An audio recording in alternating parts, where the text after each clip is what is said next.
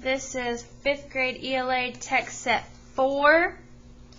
Author story study Joyce Sidman. So we're studying Joyce Sidman this week. Our goal for today is to infer the writer's message about pond habitats and her attitude towards nature. Okay. Do any of you have a favorite poem?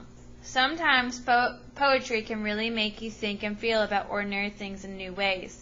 Over the next few days, we are going to read 4 books, all written by the same author. Her name is Joyce Sidman, and she writes poetry.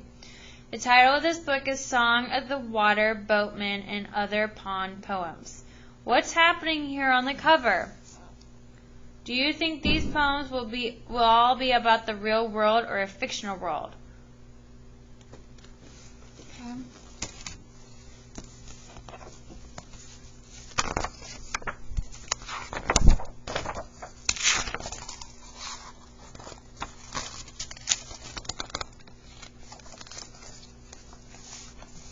Listen for me.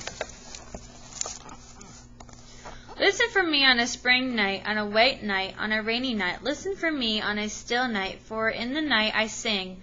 This is when my heart thaws, my skin thaws, my hunger thaws. This is when the world thaws and the air begins to ring. I creep up from the cold pond, the ice pond, the winter pond. I creep up from the chill pond to breathe the warming air.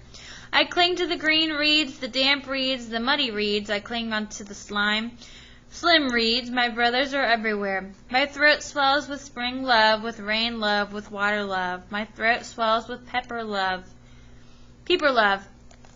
My song is high and sweet. Listen for me on a spring night, on a wet night, on a rainy night. Listen for me tonight, and I'll sing you to sleep. So spring peepers. The sound of spring peepers is one of the earliest signs of spring. These inch-long tree frogs can freeze almost completely in winter because of a special antifreeze in their cells. As soon as the ground thaws, they begin to come alive again, climbing up twigs and bushes with their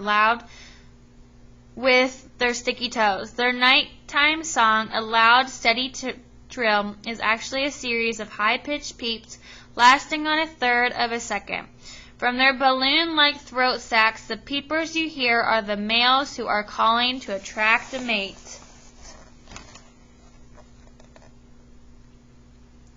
So, how would you describe the springtime world of the peepers? I wonder what the author means when she says, my throat swells with spring love. Let's read the next page.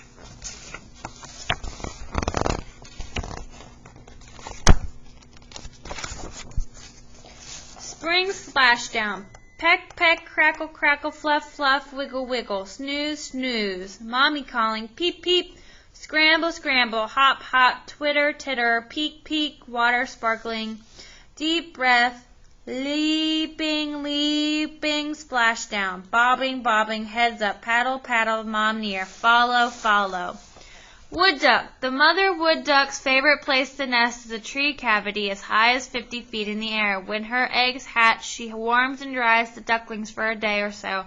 Then she flies down to the water and calls to them. They return her calls and move toward the nest hole. Although they cannot yet fly, they leap one by one from the nest without hesitation. Whether they land in the water or on the ground, they are almost always unharmed. The wood duck was once hunted nearly to extinction for its feathers. Strict hunting laws and the use of anti-fecal nest sites have brought back the wood duck, but it remains a shy bird that prefers undisturbed ponds and wetlands. So this page is telling about peepers too. How is it different from the poem? Both the poem. So what do you think about that? I noticed that the author never uses the word duck in this poem, but I knew right away that it was about ducks. How do you know that this poem is about ducks? British diving beetle. Diving beetles are sometimes called water tigers because they are such fierce underwater hunters. Although they are only 1.5 inches long, they eat almost anything that moves and will attack much larger creatures in their powerful chewing mouth parts. Expert swimmers, they kick through the water with large back legs and can carry up bubbles of air to breathe into underwater. Smooth, hard wing cases streamline their bodies and also protect their delicate wings. They fly mostly at night to scout out their new sources of food. Diving beetles, food sharing rules. Any type of larva is mine, as well as all tadpoles, minnows, and newts. Sticklebacks, kitty flies, spiders, and small frogs of any kind, mine. Snails, eggs, and bugs, all mine. In short, if it moves, it is mine. If it's anywhere near me, it is mine. If I'm hungry, and I'm always hungry, it is mine, mine, mine. And if, by chance, I choose to crop yonder smartweed, fast for a bit, open my armored wings, and fly about my kingdom, within which everything is mine. Do not forget what is mine, for if I return and you have taken it, you are mine. Fly, dragonfly. Water, nymph, you have climbed from the shallows to dawn, your dragon colors. Perched on the reed stem all night, shedding skin, you dry your wings in moonlight. Night melts into day. Swift birds wait to snap you up. Fly, dragonfly. Green darner. The green darner is only one of the almost 5,000 species of dragonflies. Its huge eyes allow it to see in all directions, and its 4 wings move separately. All dragonflies are amazing flyers, able to zoom up to 35 miles per hour, stop short, hover, and even fly backward. They spend several months or years living underwater as nymphs. Then, one warm spring night, the nymphs crawl from the water, shed their skins for the last time, and become shining aerial wizards. In the depths of the summer pond. Here hang the algae, green and small, in the depths of the summer pond. Here floats the flea, waving antennae, that eats the algae, green and small, in the depths of the summer pond.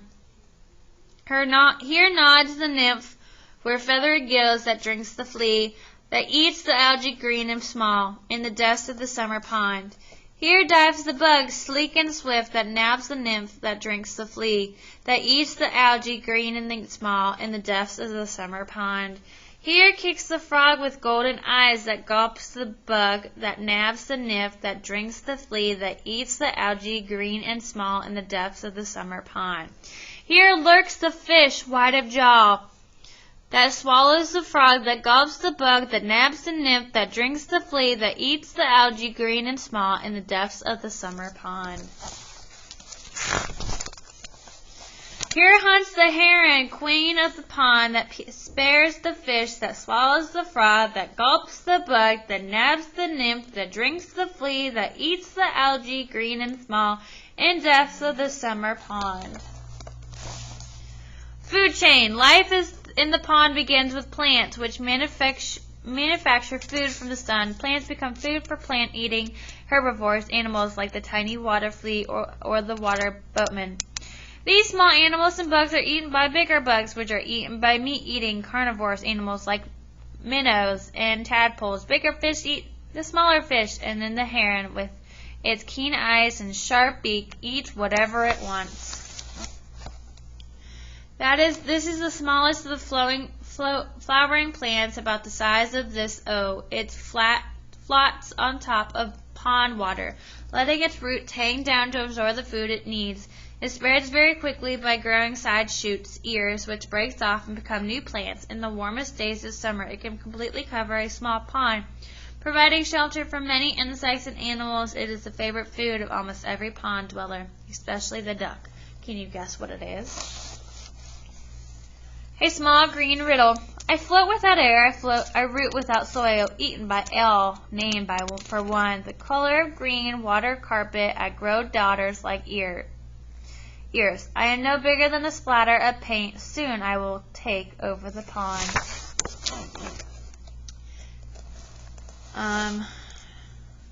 Let's skip over that one. Song of the Water Boatman and Back Swimmer's Refrain. Down through the jolly waters green, I struck with legs both long and lean, like a streamlined Class A submarine on a sunny summer's morning. Yo-ho-ho, the pond winds blow, and upside down is the way to go. A plunging deep, I have no fear, to breathe I keep some bubbles near, trapped on my chest in a silver sphere on a sunny summer's morning. Yo-ho-ho, the pond winds blow, beneath my wings the air I stow. I like to eat the dark green goo that floats about like a veggie stew, mixed for a water boatman true, and on a sunny summer's morning. Yo-ho-ho, the pond winds blow, I'd rather catch wee besties, oh. Danger lurks in every spot, from beetles, turtles, and their lot. I hide down deep where the sun is not on a sunny summer morning. Yo-ho-ho, the pond winds blow. I hang up top by the surface glow. I guess by now it's clear to see the boatman's life is the life for me. Among the weeds I'll always be on a sunny summer's morning. Yo-ho-ho, the pond winds blow. The back swimmer's life is the life I know. So, water boatman, back swimmer. Common in most ponds, these two half-inch long water bugs look almost identical. Both have boat-shaped bodies and oar-like legs. But whereas the water boatman swims right side up, the back swimmer spends its life on his back. You can often see the back swimmer hanging belly side up, just below the surface of the water. It is waiting for small insects to eat, while the water boatman eats mainly plant matter. Both water bugs carry bubbles of air with them to breathe, either on their bellies or under their wings. Okay, and I'm going to stop there. I want to know what the writer's message about pond habitats and her attitude towards nature.